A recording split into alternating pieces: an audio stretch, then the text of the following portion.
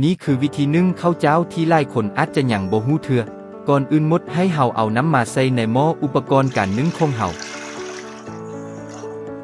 หลังจากนั้นเอาน้ำไปต้มให้ร้อน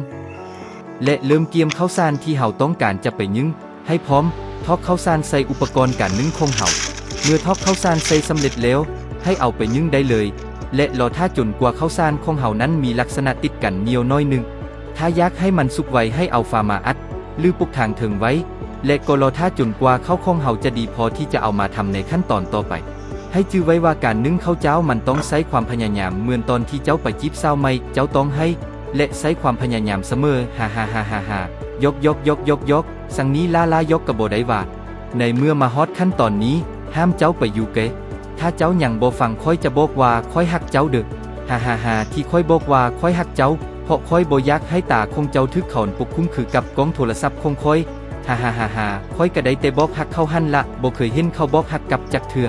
คือว่าเนาะยกก็คือยกเฮามาเข้าเรื่องดีกว่ามาฮอดขั้นตอนนี้ให้เอาเข้าที่นึ่งแล้วมาทอกใส่หม้อแล้วเอาน้ำมาทอกใส่ข้อเตือนนายอย่าทอกน้ำใส่ไล่เกินไปเดียวเจ้าจะได้กินข้าวคือดูดน้ำหวานเอาแล้วแต่เนาะถ้าเจ้ามักกินข้าวอ่อนๆก็ใส่ไล่น้อยนึงแต่ถ้าโบก็ใส่เพียงให้มันได้น้ำดูดซึมไปในตัวของมันเมื่อเฮาเอาไปนึ่งครั้งที่2ให้มันสามารถสุกได้ก็พอแล้ว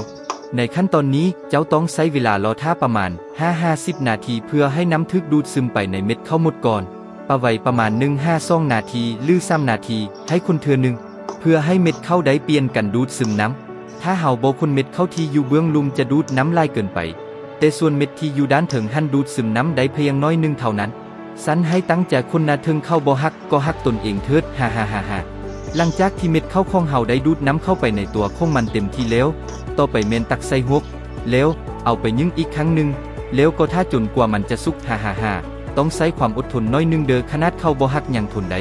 การใช้ความอดทนในการรอท่าให้เข้าสุกซื่อๆคือสิบ่มีปัญหาเนาะถ้าผู้ใดมีปัญหาก็ให้นับบัน6 บัน 7 บันเป็ดต่อไปเด้อขอให้มีความสุขในการรอท่าก็แล้วกัน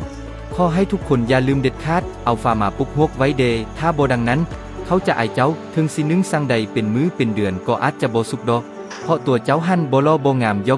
กกะบ่ได้นี่ที่จริงแล้วทุกคนล่อและงามหมดหั่นละยกเว้นแต่ค่อย